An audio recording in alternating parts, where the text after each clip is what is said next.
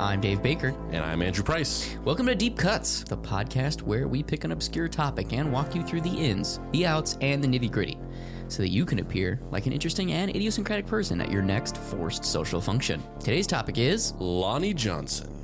Who is Lonnie Johnson? Well, he's an inventor and an engineer who holds over 130 patents.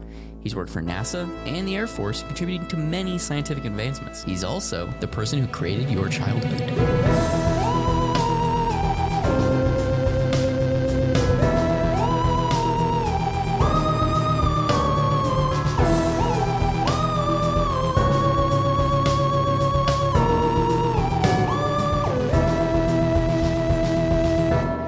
Act 1, Lonnie Johnson begins. Lonnie Johnson was born on October 6th, 1949, in Mobile, Alabama. His father was a veteran of the Second World War, and his mother was a nurse's aide. As a young child, Johnson was keenly inquisitive. He was constantly taking things apart and attempting to understand how they worked. He purportedly dissected his sister's doll so that he could understand how the eyes closed when the head tilted. He built a go-kart out of a lawnmower engine and from trash in a nearby junkyard. That was stilted as fuck. He was literally Fat Albert. Yeah, pretty much. Yeah. It's kind of awesome, though. Like, I don't know if you had... Or maybe he was the guy with that huge hat that covers his whole face. I don't remember that guy's name, but yes, that guy. I don't know if you had any time to watch interviews with him, but he seems like the nicest dude. Like, he's just kind of just like, yeah, I'm just tinkering away on all these things. Just making some stuff. Yeah, I mean, there's some people like that in the world who are just like... saying like easily amused or easily pacified is like kind of the wrong thing to say, because obviously he put a tremendous amount of work into gaining the skills that he has. But he seems like somebody who just has very simple desires out of life, which is like, I just want to make this stuff and make the world better. And like, that's it. Yeah. And that makes me perfectly happy. Yeah. And of course I want to get paid for it, but I just want to make this stuff. I don't want anything more out of life than to invent shit and like improve people's lives. Yeah. And he really has this kind of like almost kind of like a platonic approach to things where he's just kind of like, well, what would be the best version of this thing? This thing exists, but how do we make it better? Yeah. Like it's so everything about him seems so pure, which means he's probably a serial axe murderer or something. Yeah. But it all the interviews I watched with him was just like, man, you seem like just such a genuinely nice guy. Like, I feel like I'm a fairly kind person, but I come off like an asshole. Like, everything I do sounds sarcastic. Like, I'm kind of annoying. I'm like a former theater kid, so I'm always fucking singing and dancing and like doing dumb bits. And he's just like, seems like somebody who's very secure in his own... Negative. Right, yeah, exactly. Yeah, but he seems like somebody who's very secure in his own little bubble, and he kind of is not fazed by things. Yeah. Which is really cool. It's nice to know that there are people out there that aren't constantly racked by like, how does this work? They're just like, oh yeah, just doing my thing. All of these compliments will make sense as we get later into this, I promise. In his most daring feat, young Johnson nearly burned down his family home completely because he was attempting to concoct homemade rocket fuel. This almost seems like a I don't know. I mean, I don't know a lot about his like upbringing and his home life and sort of the early years of his life, so I don't really know how accurate this is. But you know, this, especially reading this part, it reminded me a lot of that other kid that he built a nuclear reactor in his backyard. And it was this huge thing, and like the police came out and they had to like fucking remove this thing and then like make sure that there wasn't like radioactive fallout that was like poisoning the neighborhood. Yeah. And this kid just like figured out how to make a nuclear reactor by himself by just reading books, and like he was able to like get all the radioactive isotopes by like buying a bunch of smoke detectors, because they all have this like little tiny piece of like radioactive isotope in them. And he bought like hundreds of them, and like he just like, he's a kid, and he like called the company and just like tricked them into thinking he was an adult, and built this thing. Obviously a super smart kid, but it seemed like his parents just really didn't, number one, they weren't sort of supportive of his endeavors and his like intellectual development. And also they sort of like, when this all happened, they kind of approached it in a very kind of like shame-based way. And this kid ended up, he as he got older, he had a lot of issues with like drug use and mental illness, and then he ended up dying. Oof. And this almost seems like the opposite scenario where it seems like his parents must have been very supportive and cultivated this. And, a very similar story, down to this little detail of like as a kid, like trying to make rocket fuel in his backyard, but channeling that all into a place of positivity and it sort of going on to enrich his life with tremendous success. Yeah. Both literally and metaphorically. His childhood hero was George Washington Carver, because who doesn't like peanut butter, baby? Isn't it like a myth that he invented peanut butter? What? Is it really? I don't know. I just wrote that in the script because I thought that was a thing. Did he not invent peanut butter? I'm going to be so sad. Oh man. If this is made up and wrong, at the very least, our band's first album is going to be named George Washington Carver Peanut Butter Myth. At least we got that out of it. Contrary to popular belief, George Washington Carver did not invent peanut butter. Ah, damn it! He was one of the greatest inventors in American history, discovering over 300 uses for peanuts, including chili sauce, shampoo, shaving cream, and glue. He was a pioneer in the agricultural world, and many refer to him as the father of the peanut industry. His innovations also increased the legume's popularity and made peanuts a staple in the American diet. The earliest reference to peanut butter can be traced back to the ancient Incas and the Aztecs, who grounded roasted peanuts into a paste. However, modern peanut butter, its process of production, and the equipment used to make it can be credited to at least 3 inventors. Marcellus Gilmore Edison of Canada, Dr. John Harvey Kellogg, the creator of Kellogg's cereal, who also, as a side note,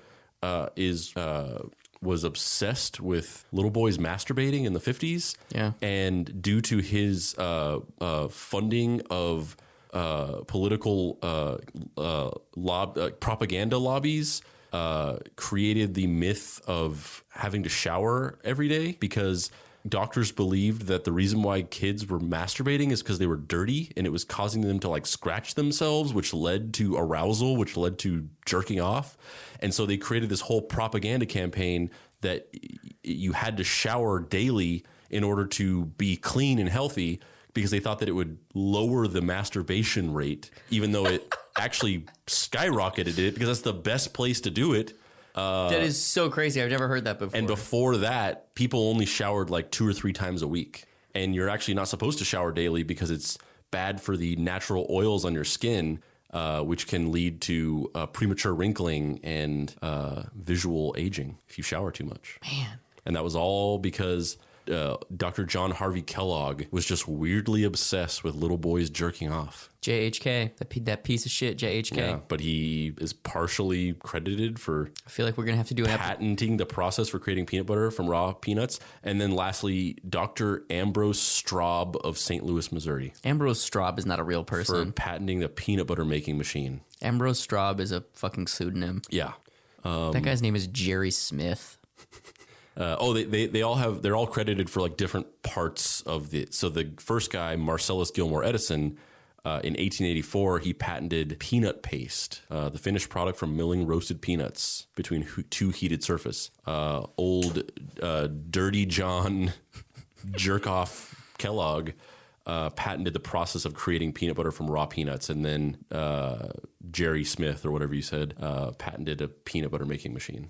Man. So it's like, well, I officially apologize to the Deep Cuts fan base, the massive cavernous void that is our adoring public, for lying to you and saying that George Washington Carver invented peanut butter and then making a peanut butter joke. I will never do that again. I violated the trust. That was a peanut butter joke forged in lies. Yes. I apologize to the public. However, in 1968, Johnson represented his high school in the Alabama State Science Fair.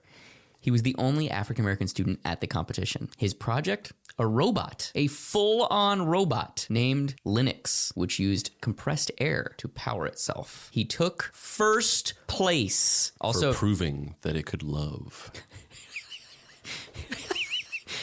Also, again, 1968, Alabama. This is the South. Shit is really bad. Oh, I mean, I don't think we mentioned this, but Lonnie Johnson is is a black man. Oh yeah, Afro-American. Yeah, absolutely. Yeah. So his life at this point had a very specific patina to it. Obviously encountered a lot of racists and people saying that he could not excel in life. And he was like, I built a fucking robot. Yes, literally built a robot. Can you build a robot, motherfucker? And the best part is that it looks like a cartoon robot. Like it's like half his size and it's got a big boxy chest and it looks awesome. Like I want to be friends with Lonnie Johnson of however old he was in 1968. When was he born? 49. So he was that 19? Yeah, 19. I want to be best friends with that dude because he looked like he was just living life, making robots and shit. That's amazing. Yeah, isn't that photo great? Oh my God. It's just like it's like Wall-E. Yeah. Copy and paste that shit into the script so I can see it. Yeah, it's so good. I love the fact too that he was just like, ah, man, racists don't want me to do this. I guess I'll just build a fucking robot. I love it. It's so cool. Oh, fuck it. Whatever. Well, let me click on the thing. Who cares? He then went on to attend Tuskegee University on a math scholarship where he graduated with a bachelor's of science in mechanical engineering and then eventually a master's in nuclear engineering. After college, Johnson started work in the Air Force, where he worked on a jet propulsion system for the stealth bomber program. Because even the most beloved of heroes have feet of clay. So, got to work in the military-industrial complex, killing people at some point. What's his weakness? He has become death, destroyer of worlds? Yeah.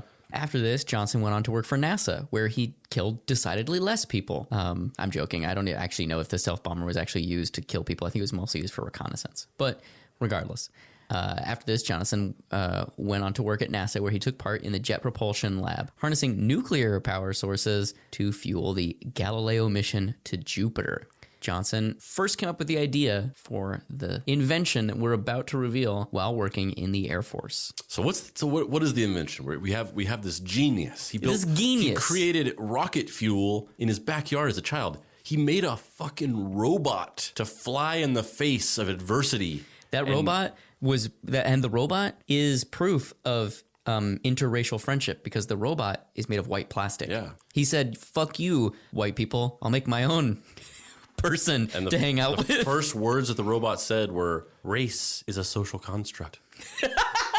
Yeah, it absolutely did. Linux's first words were "race is a social construct." He was in the Air Force. He learned how to harness nuclear energy to fuel a space exploration to Jupiter. So what did this man invent? The super soaker, baby. The motherfucking super soaker.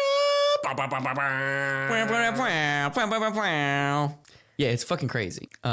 He basically got the He is become death. Destroyer of boredom. That's good. I was gonna say destroyer of Timmy Johnson's church clothes. No, man. He is fun. Destroyer of boredom. He got the idea while working in the Air Force. He came up with the idea while working on a project in his bathroom. He was trying to make a pressurized hose system and ended up running water through it, and it ended up shooting highly pressurized water across the room. And he looked at it and was like, huh, that was like weirdly satisfying. I wonder if I could like put this into some sort of portable tool and then I could like run around like getting people wet. That'd be really funny to play as a practical joke. While Dr. Kellogg was in the bathroom, he was thinking, how do I keep these kids from squirting? Oh my God. Oh my God. But our hero, Lonnie Johnson. Lonnie Johnson's just out here going, how can everyone squirt? Man, woman, and child. How can every human on Earth just get squirt? He is the antithesis. He is. He's the Kellogg. anti-Kellogg. He's the anti-Kellogg. Nega Kellogg. Nega Kellogg. So that if he's Nega Dave and Nega Kellogg, then does that mean that you... Am I Kellogg? Am I secretly Walter In your Kellogg? spare time, do you just write just fucking... just diatribes about the dangers of childhood masturbation? Obviously. Yeah. Have you looked at my face? Book page where your scrawlings are? Yes, I have. Yeah. You're the only one that still uses the note feature. He tooled away on this project in his free time, slowly coming up with designs for the soon-to-be iconic toy. And in October of 1983, the 14th to be exact, he applied for a U.S. patent from the patent department. He spent the next 7 years attempting to find a toy company to bring on board and help him develop the toy. He would soon start down the path of seemingly interested company after seemingly interested company, and then eventually they would change their minds, and in one extreme case, go out of business just before signing a contract with Johnson. I had a friend who had a girlfriend who moved to Texas, and I wonder if this is a similar situation. You mean like you think Lonnie Johnson made up the fact that he got close so many times? No, that this company was like, oh yeah, we're going bankrupt. Fuck. Oh shit. Sorry, bro. We literally they're literally carrying my computer out of my office right now. I'm typing this message to you as I'm being loaded into the truck. And that was how it ended. Yeah. Also, looking back on this, it's like, who was fucking passing over the Super Soaker? Idiots, that's who. The fucking idea of the century? Yeah. Have you seen the prototype? It's really funny. It's like a pistol handle, and then like one of those big like 20-liter Coke bottles, but I think it's like a Sprite bottle because it's green, and then like a pump on the front, and it looks super janky, but also yes. It's basically just that is the Super Soaker. Yeah, it has that iconic shape to it. Yeah, it's exactly like it. Yeah. I feel like that moment in Big whenever he starts like gaining traction in the toy company because he has the raw perspective of a child. So he's like, what the fuck? Like, kids don't want to play with like a building that turns into, and then they're like, oh yeah, like I feel that looking at this, where it's like, who would look at this and be like, nah, like they should have had a fucking kid in a adult's body at some of these companies. I agree. On May 27th. Because this is a no-brainer. No-braino. On May 27th, 1986, he would finally receive his patent with the serial number 4591071. I don't know why I included that in the script. I guess in case you want to double check my claims that he actually did file a patent for this. I like that though. I appreciated that because I love the idea of these things that are just kind of like public record where you can just go and you can look this up, and like I think stuff like that is interesting. In 1989, now remember, this is a full 6 years after he first filed for the patent, he would attend New York Toy Fair, where he would meet the founders of Laramie Toy Corporation. He pitched them the idea and used a homemade prototype to convey said Super Soaker. They liked it and decided to move forward under the title The Power Drencher. Which sounds like an Amanda Show sketch. It really does. It really does. Yeah, The Power Drencher. Where it's like a sketch, where it's like a commercial for the Power Drencher, and then like it's Drake Bell and Amanda Bynes, and like the Power Drencher like shoots gravy or something. Yeah. And they're just like squirting each other in the face, and they're like, it's gravy. Like that's what that sounds like. The Power Drencher is so gravy. Yeah. Needless to say, it's probably not going to make it to the shelves with that title. That's right. The original Super Soaker was called the Power Drencher. It was released. Oh, shit. See, I spoke too soon. It was released like this into stores with the name Power Drencher in 1990. It was not a success. It was a failure. The Power Drencher could have been a huge success if it was just sold in a slightly different type of store. Yeah, this is very true. Yeah. Yes. Fascinations. The type of store where children are not allowed to go into. The Power Drencher, brought to you by Fascinations. Deep Cuts brought to you by adamandeve.com. Sign up for an account and use the promotional code Deep Cuts, and you can get the Power Drencher for 20% off. Deep Cuts brought to you by Ashley Madison. Life's short. Cheat while you can. That's their slogan. I think it actually was. It's not like literally that, but their slogan used to be "Life's short, have an affair." Yeah.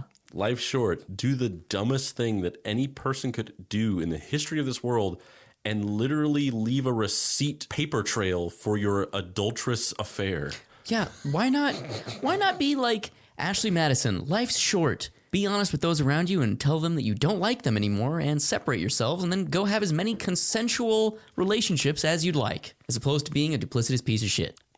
Also part of this slogan is we're going out of business. Ashley Madison, where it's just a bunch of dudes talking to each other. And then like one bot. Yeah. That's like a sexy bot named Ashley Madison. However, the toy company that Johnson licensed the idea to, Laramie, believed in the idea so much that they retooled the idea under the new name Super Soaker and re-released the toy again, this time to massive success. In 1991, the Super Soaker made over $200 million in sales. Do you think that was solely because of the name? Yeah. Because if that is the case, that is fucking crazy. Yeah, I think it really is. It's the same thing. It's the same goddamn... It looks the same. Yep. Just the little fucking name in the little Times New Roman text in the catalog is different. Yeah. And that was the difference between flop and 200 million in the first year. That's fucking nuts. Yeah, it is. But I think it's not just that it's like people respond to the name Super Soaker more. It's that you have to think about you're going through regional sales directories. You're going through middle management people who are like they're not even like looking at images of what the toy is. They're just looking at like a spreadsheet of like toy names and being like, I'll take 4 of those, 200 of these, 6 of those, 5,000 of these. You know what I mean? And so like a good name in that environment really like it makes or breaks it. Like I've seen that even just from comics, like the comics that I've made that have names that are fine, normal names that are descriptive. They sell fine, normal. But our book, Fuck Off Squad, we've sold hundreds of them to people who have no interest on what's in it. This year at San Diego, there was a bunch of grandmas, like literally, and I don't mean that in just because they were people that were elder. I mean, literally, they were there with their grandchildren, and that was like the fun vacation thing they had done. And so there was like 3 kids running around, and then there were these 3 grandmas that were taking them around, and each one of those grandmas came and bought Fuck Off Squad beanies from us because of the name. They thought Fuck Off Squad was a funny name. Those some edgy grandmas, dude. Those grandmas were the shit. They were awesome. I was like, I want you to be my grandmas. Let's hang out. I mean, my comic, you're going to get to see naked girls in this, is a smash success. Yeah, I am working on a book right now called Titty, Titty, Titty, Titty, Titty. Yeah. And it's going to sell really well. It's a sequel to Titty, Titty, Bang, Bang. Yes, which is a sequel to Look Into My Butthole. Yeah. Yeah.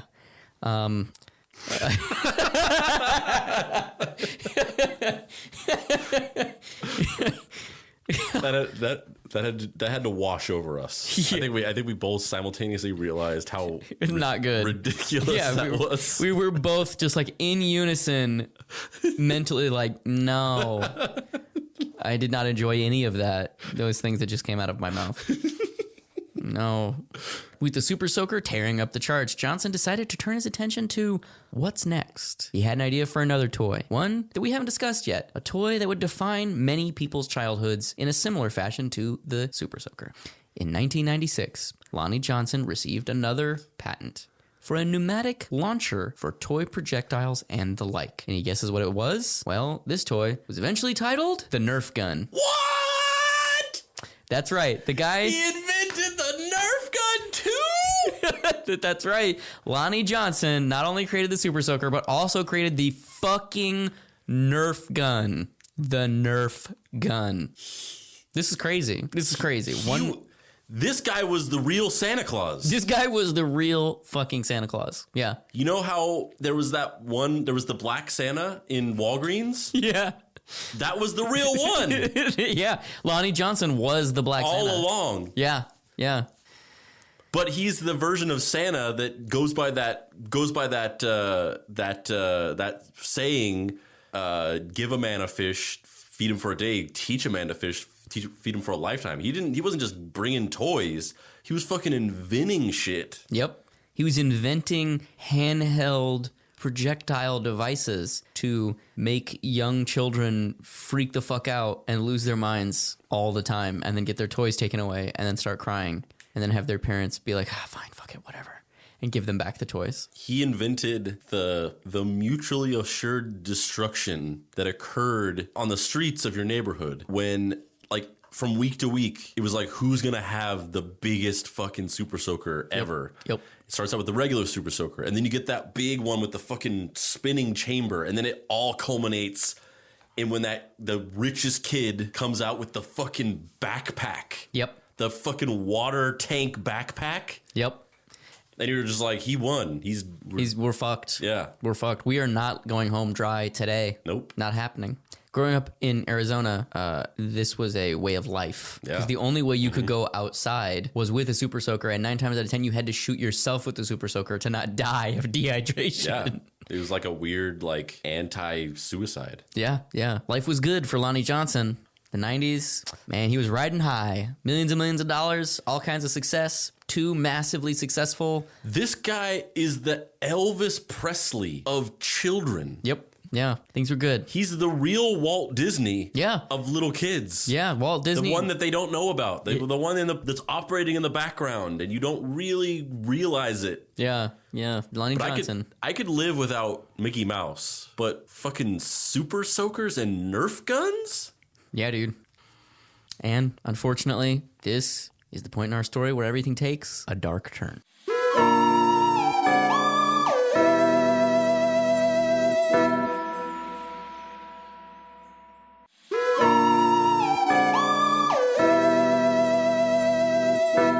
Act 2, participation. Lonnie Johnson was riding high. His plans, well, they were working. He wanted to control the entirety of the toy gun market. And he fucking did. Yeah. Thanks to Nerf and Super Soakers, he was doing just that. However, he noticed over the next few years that his royalty statements from Hasbro were diminishing. Hasbro was cooking the books.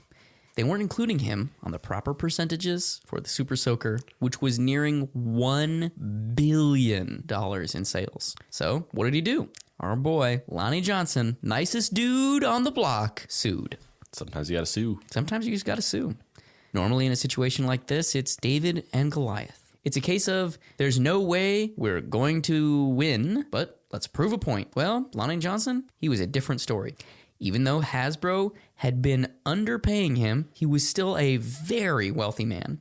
He had set up 2 other companies, licensed numerous of his 130-odd additional patents to other endeavors. He wasn't going to be taken advantage of, so he got high-priced lawyers and went to town. After a protracted legal battle, the case finally resolved in November of 2013. You want to guess what happens? You think he got fucked? You think he went? You think he won? Which way do you fall? What are your instincts telling you about this? After all you've heard of this man. I mean, for me, I would probably side on the fact that he got fucked because nobody ever wins. Yeah, of course. But he was awarded back royalties totaling a grand sum of $73 million. The motherfucker won. That motherfucker won. God damn it. I just broke this thing. It's worth it. Lonnie Johnson will fucking invented replacement. Yes, I agree. Lonnie Johnson is the man, and fuck you, Hasbro. Lonnie Johnson got paid $73 million. A little more back information on this, on the actual details of the lawsuit and the situation around it. There was actually a recent update to this. Oh, really? Yeah. So. Does it involve Sophia Stewart? Yes. She came out and revealed that she actually invented the Super Soaker. Yeah. It was called the third eye soaker? The chakra exploder. Yeah, right. And so she's suing Lonnie Johnson. Oh, great. No, but so in 2013 he won that case. But I guess it was like still tied up in like legal red tape for a while, and it was only just recently that he actually got the money. Oh, wow, really? So this is like a thing that just happened, that he got this $73 million. And basically the details behind the whole case are his royalties setup was 2% royalties for 3-dimensional products, which is like selling the actual thing. Yeah. And then 1% royalty for 2-dimensional visual representation. So anytime the Super Soakers were shown in like a catalog or a magazine or a movie or a TV show or whatever, a licensed product in a show, he got 1% royalties from that. The suit says Hasbro sold water guns. Oh, and then the way that Hasbro was sort of getting around this was that they basically started phasing out the Super Soaker and replacing it with just a different gun that was just exactly the Super Soaker, but it was just called something different. So imagine Was it called the Power Drencher? Yeah. So imagine if they just said like, yeah, we're not doing the Super Soaker anymore. Now we got the water launch. And it's just a Super Soaker. It's slightly changed to not have that iconic look that Super Soakers do, but it's the same technology. It's the same patented technology that the Super Soaker is. And so they started selling these, and he was basically like, I don't give a fuck what you call it. That's a Super Soaker. This is my thing. You owe me money from this. And the courts, saw it his way.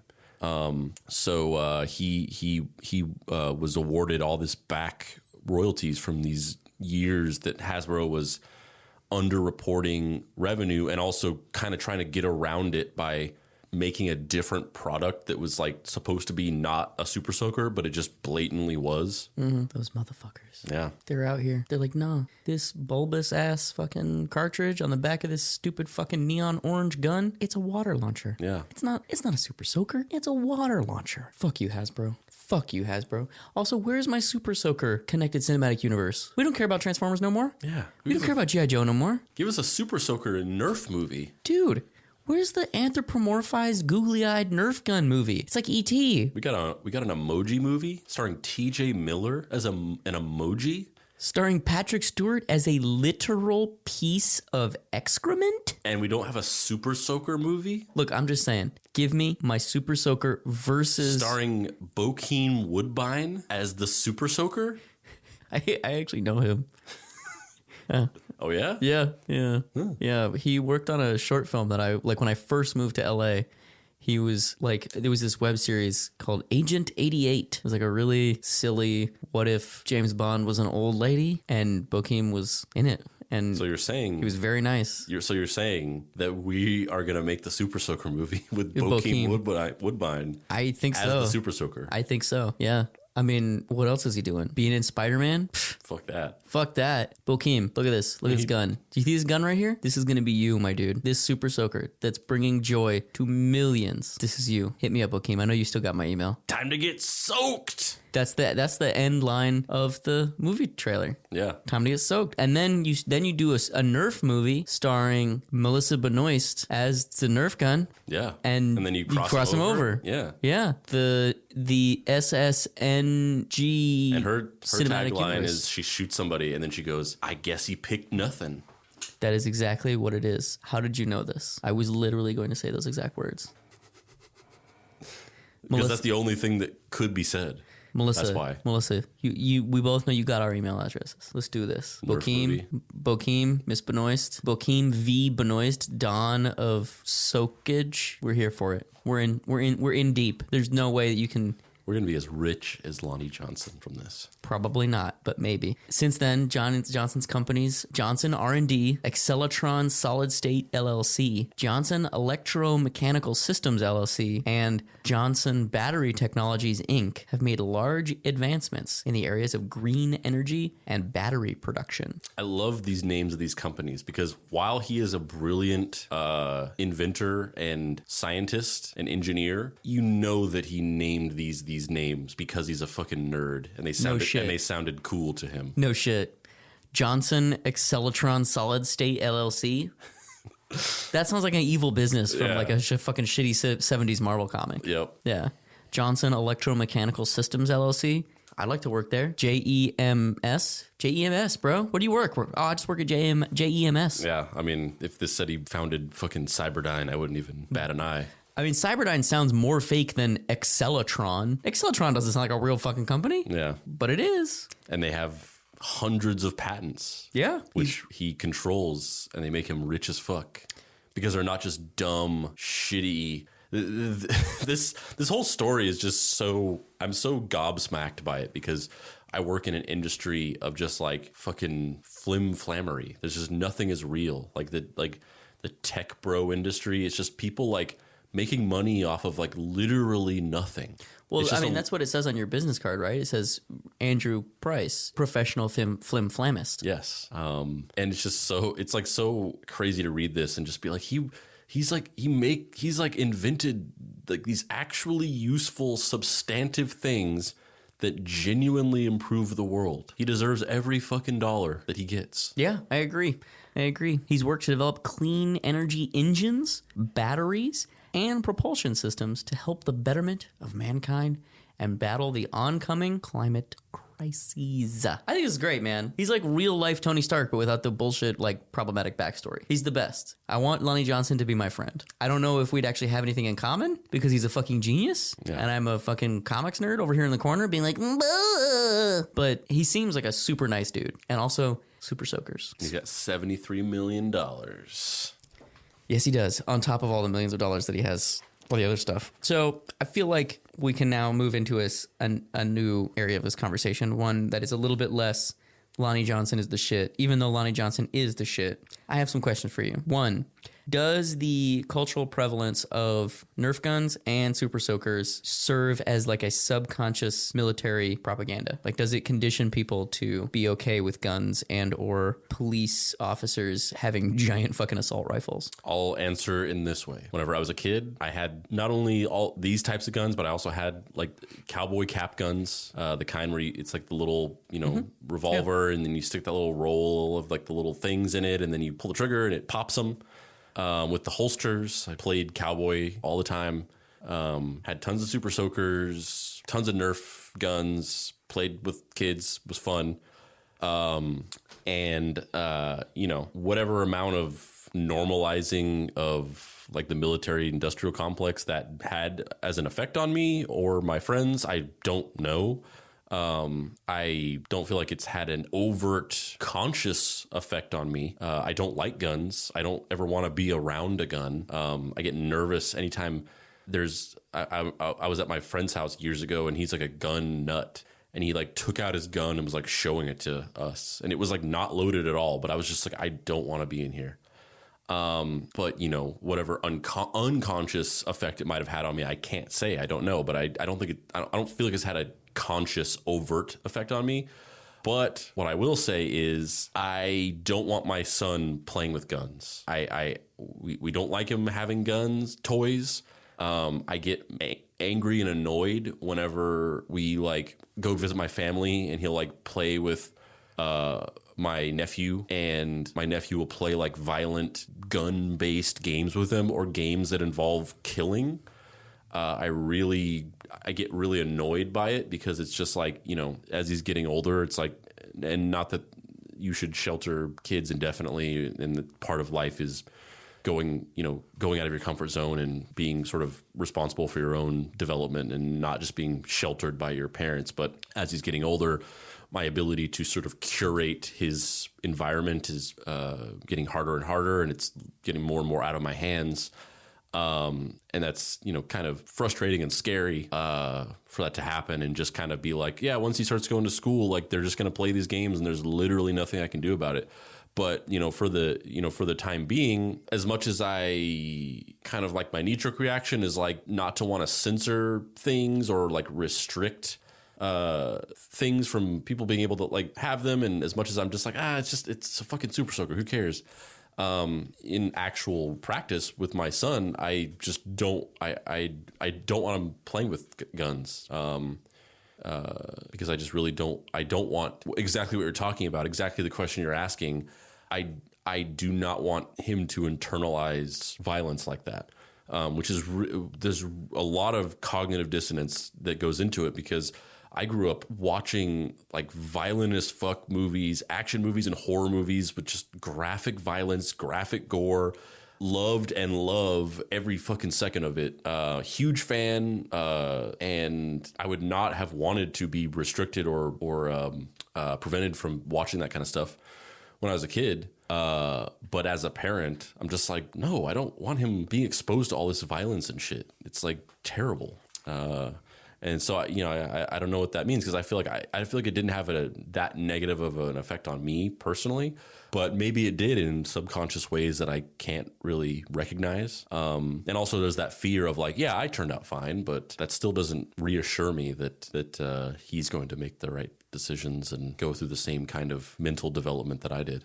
Yeah, I don't know. It's interesting because, the like the Reagan 80s boom of like nationalism and G.I. Joe and pro-military stuff. I loved G.I. Joe as a kid. Still love G.I. Joe. But it definitely, I don't know if it affected me. It's hard to say.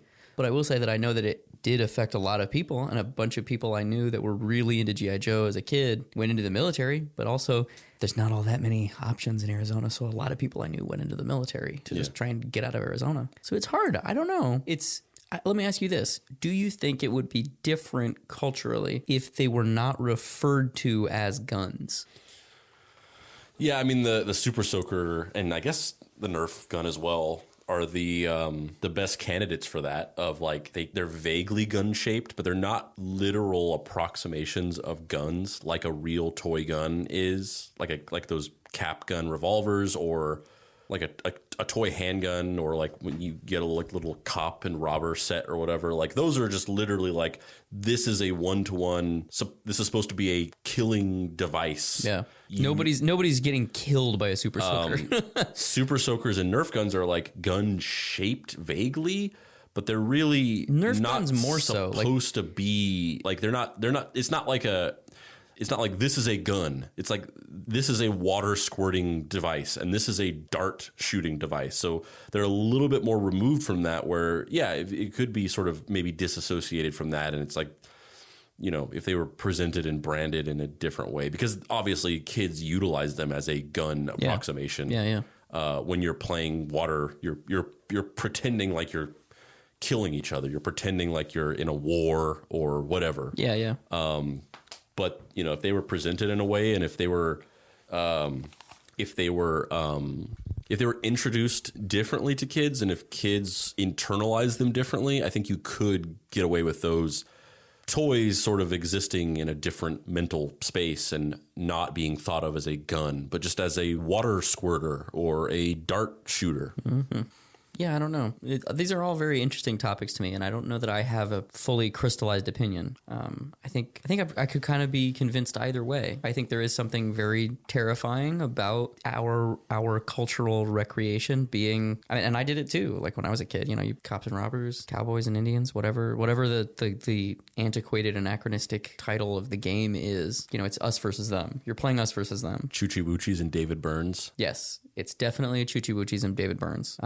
That was how I played. Yeah, I mean, I was always a Choochie Woochie, but that's not saying you're inferior for being a. Yeah, I was a Choochie Woochie. I definitely felt uncomfortable about ever playing the David Byrne, because I just felt like it was sort of cultural appropriation in some way. Yeah, I never had enough giant shoulder pads to feel comfortable as a David Byrne. Yeah.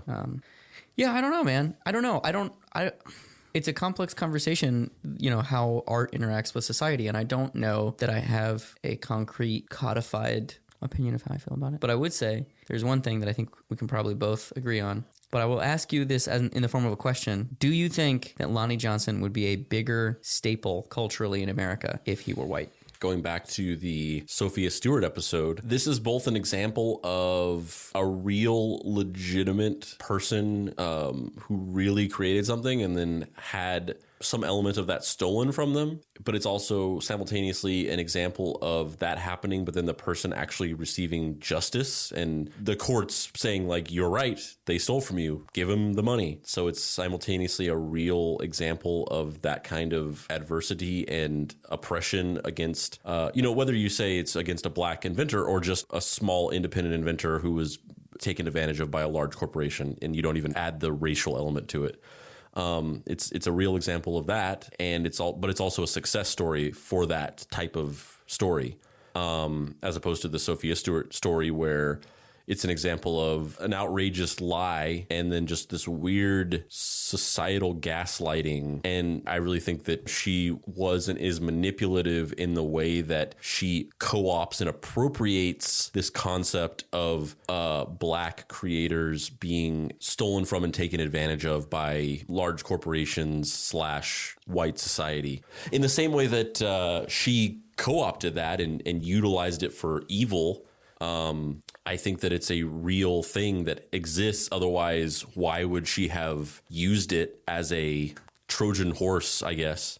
Whether or not it would have been different if Lonnie Johnson was white, I don't really know. I like maybe, but this to me, this doesn't feel like a clear-cut thing of like, this definitely happened because he was black. For me, it's not even that. I think that this person is an exemplar of American ingenuity. They're objectively brilliant. They're exceedingly wholesome. And they contributed not one, but two things that are quintessentially American in pop culture. Yeah. And their contributions have been erased out of just apathy, really. I don't necessarily know that there's one person being like, that Lonnie Johnson, we're never going to say his name in public again. But there are definitely a myriad of opportunities where credit could have been given to him that wasn't. Yeah. And I'm not saying that that was motivated purely out of racial animus, but if that person was white, the structural safeguards would have protected their contributions more. We would know, in the same way that we know who Walt Disney was before the Disneyland and all of these other things. Like, you just knew that person's name. Whereas I don't, structural racism is a thing. And I think that he's a perfect example of someone who's contributed an immense amount, either for good or ill. I think it's mostly good, but who knows how an entire generation of people growing up shooting each other has affected us. I don't think it's been a bad thing, probably, because we've been doing this for the last 100 years. This is just the current, or the 30-year version ago update to it. But I think that he definitely has not received the credit that he deserves. Like, I don't think that that's an outlandish thing to say. Yeah, I mean, it seems easy to put this into the larger umbrella of black creators and entrepreneurs being overlooked by a society, an apathetic society, like you said. It fits very well within that narrative. I can tell you one thing. If he was a white kid in the South and he invented a fucking robot, he wouldn't have just won the national... Yeah, you've been talked about in the newspaper. Yeah, 100%, he would have been fucking exalted throughout the entire South of like, look at this kid, look what he did. Yeah, I think that's probably the most the most effect on it that it would have had was in sort of like publicity. Yeah, which could have completely changed everything. Yeah, that's kind of what I'm saying. Of like, as you know, as the Super Soakers became being written up in magazines and things like that. Yeah, totally. Yeah, and then he developed all of these other companies, these green technology companies, these engines. Like, there's no reason why Lonnie Johnson should not be thought of as Elon Musk. Like, he's doing very similar, theoretically benevolent things, but he just invented a fucking toy on top of it as opposed to taking credit for PayPal. Fucking sick burn on fucking, what's his face? Elon Musk. I don't know. It's fascinating to me though, to learn about this dude. Like, I just can't believe that he did all of this. It's so crazy. Yeah. And the fact that he like made it through like years of rejection, like his entire childhood of people just being like, nope, you're not good enough. Nope. Yeah, we know you built a fucking robot, but whatever. Yeah, we know you helped us fucking send the Galileo mission to Jupiter, but whatever. It's crazy. A lot of iconic people, like as you learn more about them, you sort of like, you almost get slowly disillusioned with them, where as you learn more and more of the truth, and you become more knowledgeable of how like not as involved in things as you thought they are. Where it's like, going back to the other episode that where we have discussed Stan Lee and you start out by being like, oh, Stan Lee, he's like the guy who makes all these comics. And then you slowly learn like, oh, well, actually there's a process where there's an artist, and then he sort of like comes up with like an outline for it, and then the artist, and it's like a collaborative process. And then you go to the next stage of like, oh, like he actually had very little to do with actually making any of these comics. And just as you learn more and more about him, then he almost, you become disillusioned with him, and you're just like, oh, he was just kind of like a business guy. Like he was just like a figurehead. Walt Disney is kind of the same thing. When you're a kid, you just think there's a little bit of like a fuzzy logic to it, but you're just like, that guy makes all the Disney stuff. And then you get older and you learn more, and you're like, oh no, he was just kind of like the owner of the company, and like he was just like a businessman.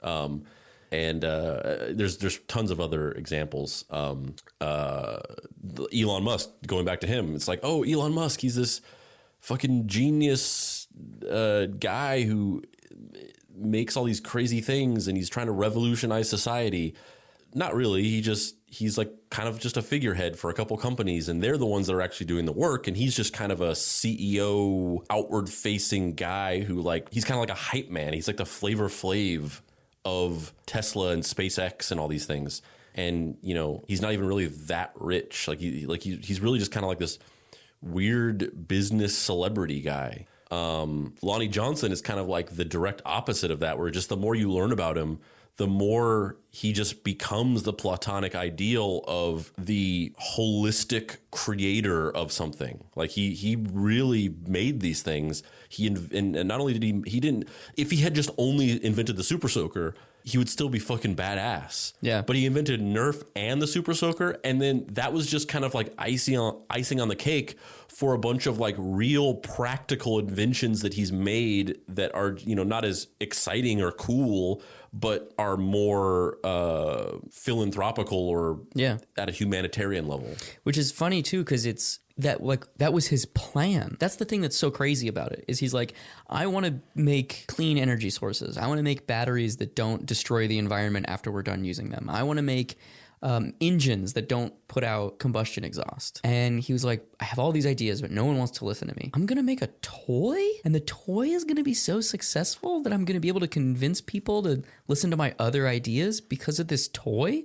It sounds insane. Like if you made a movie and that was the central idea of the protagonist, it would get changed immediately. Yeah. No one in their right mind would be like, your guy's scheme is he wants to invent a toy gun that shoots water so that he can then take that success and parlay it into making renewable energy sources? No, this is dumb. You got to pick one or the other. What is this movie about? Like, it's just so fucking crazy that he like had the foresight to know that this idea was he had, you know, a bazillion ideas, patented a shitload of them, but that this is the idea that was commercially viable. This is the one that he would make all the money off of. And this would be the Trojan horse that would let him do the other work. It's crazy. It's fucking awesome. I love this guy. He's great. Hot take. Lonnie Johnson? Lonnie Johnson is my new bestie friend. Yeah. I don't know. So basically, does anyone want to pay Andrew and I to write a biopic about Lonnie Johnson? I'd love it. Yeah. And as much as I just pulled that name out of a hat and it was completely just supposed to be a non sequitur, Bokeem Woodbine. Yeah. In the biopic. Yeah. I would watch that movie. I mean, either that or Melissa Benoist. Oh, definitely Melissa Benoist. Yeah. She's the only one that can capture the gravitas of Lonnie Johnson. Mm-hmm. Yeah. I'm Dave Baker. And I'm Andrew Price. This has been Deep Cuts. Please sub the show and give us a rating. Stuff helps. You can find me online at www.heydavebaker.com. And you can find me in the center area of my apartment complex, having a water gun war with all the neighbor kids, and also dapricerights.com. We did it. I remember one time we got in trouble for shooting our water guns at some pigeons. And just to be clear, I was not doing it, but kids that I was with were doing it. And the apartment superintendent yelled at us for doing it. And then I found out a couple days later that they had put poison food on the roofs to try to kill some of the pigeons because there was like a problem. And I was just like, you yelled at us for squirting them, but you were fucking poisoning them?